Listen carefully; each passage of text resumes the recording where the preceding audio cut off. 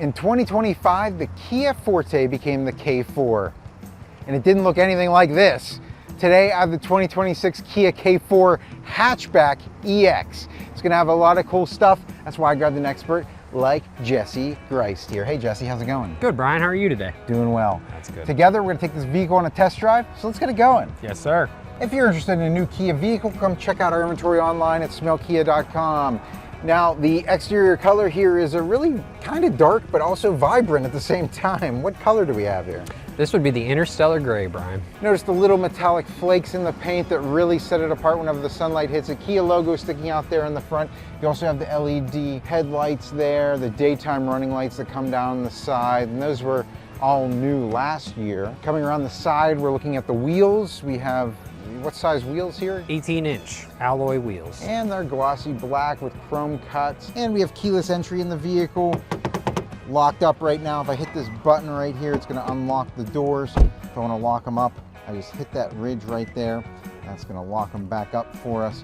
When we look at the back doors here, you have the handles kind of built in. So whenever I unlock the doors there, I can easily open them like so. Which brings us to the back of this vehicle, which makes it different than the sedan version of the K4, I'd say. Definitely have this structure here that kind of is a little more boxier, stays straighter. Probably gives you a lot more vertical space in the back seat, but also in the cargo area, so you probably have more cargo area, right? It does, Brian. So with the ability to fold down the back seats, you're going to get a lot more cargo space than the sedan version of the K4, along with an extra inch, little over an inch of headroom in the back seat as well for our taller customers. You also have the tail lights here that are pretty vibrant, really unique pattern back there. I think they really stick out nicely. There's a little button in the back. I'm just going to press that and pull up the fifth door back here. There's all that cargo area that you have. Looks like you have a privacy cover with it too. That's pretty cool.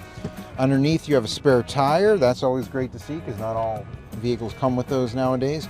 And some additional storage space if you really want to down there.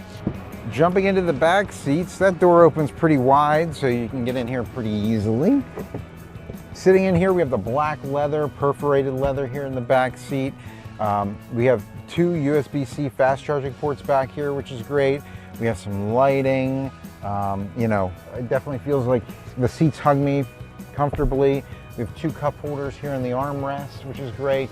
But, you know, pretty standard back seats. A little bit of storage on the back of here, and the back of these seats are plastic, so you know that's easy to wipe off and clean. So let's jump up front and get this thing out on the road. All right, Jesse, here we are in the front seats of the K4 hatchback, and you know, definitely some newer styling changes in here. We have this Kia steering wheel they're putting in all their vehicles now, kind of a flatter, more oval shape, flatter on the top and bottom. On the left-hand side, we have all the safety features. We have the drive modes. We have on the right side the ability to turn your volume up and down, make phone calls, send text messages, all that good stuff. Another thing, this large one panel all the way across, you have almost like three little displays here, right? You have your instrument cluster here.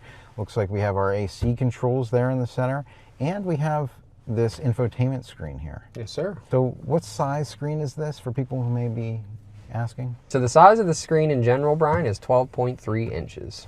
And it's a nice big vivid display here. Easily, you know, it reacts very easily. We have looks like we have the ability to connect our phones. So we have Apple CarPlay, Android Auto in here. Yes, sir. Wireless Apple CarPlay and Android Auto. The entire screen is touchscreen as well. And that's really great because down below here, we also have a wireless phone charger, don't we? We do, yes. Two USB-C fast charging ports there, as well as a 12-volt. I'd say let's just go get this thing out onto the road. Hey, that's a big thing right now too, right? Because I just put the vehicle into park and it put the parking brake on automatically. It did. It automatically comes on whenever you put the vehicle in park. So we're going to go ahead and put the vehicle into reverse here. Whenever I turn the steering wheel, you see those projected lines changing. Large view there, very vivid. I could see everything behind me. And we noticed earlier, whenever we put the vehicle into reverse, there's lights in the back that actually help illuminate the ground there and behind you. Some other nice things. We have that, you know, if you want to line up a hitch or something like that back there, you have that ability, a more wide view as well. So definitely a lot of different views there for you to take control of and be able to see what's behind you with this new back end. Oh. Right there, it looks like we have the cross-traffic monitor going off. Yep. Yes, sir. letting us know what side a vehicle's coming from, and it alerts you a lot of different ways, right? It vibrates my steering wheel, which is something that other manufacturers don't really have, and it also shows you on the screen as well as beeps at you. So definitely a lot of different ways you're going to be alerted, and that's great for busy parking lot situations. I end up using mine all the time. I really like these black leather seats, Jesse. They're very comfortable to sit on. Looks like they're perforated leather too. They are perforated leather, Brian. These are Syntex leather seats. Is there any special feature to them? So they are heated seats. Higher up in trims, you do have the option for ventilated seats as well. This specific model, we are working with the heated seats. We're in the EX, so it's, you know, you get a few features in here that are pretty cool. Kick this thing over, I have a drive mode button. We can kick it over from normal into sport. It actually changes the instrument cluster to a red theme, so kind of fun to see that. Let's just see the difference though. I'm gonna start off in normal. We'll get us up onto the highway and I'll switch it over into sport afterwards so we can see and feel the difference a little bit while driving. All right, let's get this out onto the highway in normal mode. Okay, nice smooth transition up to power. What kind of engine do we have in here? So in this car, Brian, we have a 2.0 liter naturally aspirated 4-cylinder engine making 147 horsepower. Well, it got us up to speed really smoothly there. I'm gonna switch the drive mode over. We're just in normal now, but switching it over into sport. All right, I'm hearing that engine more there. The shift points are a little bit different. I definitely feel like maybe we get a little bit more power there. Yeah. One of the other things that may be contributing to this is it looks like I have my lane keep assist active right now. So you kind of tell people what lane keep assist is? Lane keeping assist essentially will correct your car ever so slightly to keep you within the lines on the road. Cool, so if I were to inch over here to the right, this is just gonna take the steering wheel and kind of get us over into the middle of the lane. Yes, sir. And that's great. It is. It is not a self-driving car, but it will make small corrections. Yeah, it's asking me to keep my hands on the wheel, so that's nice to see that there. The other thing that I activated here is the adaptive cruise control, and I can tell that that's active right now because I have a set to about 60 miles per hour. We're only going 49, and it looks like we've registered the car in front of us. It's showing us here on the instrument cluster. It will do that. So you can set the range of the vehicle in front of you and how far you would like to trail behind. The car will also not speed up to the cruise control settings if there is an object in front of you. Wow, really cool. Great for stop and go traffic, great for long road trips. I noticed my mirrors lighting up over here, Jesse, whenever somebody enters my blind spot.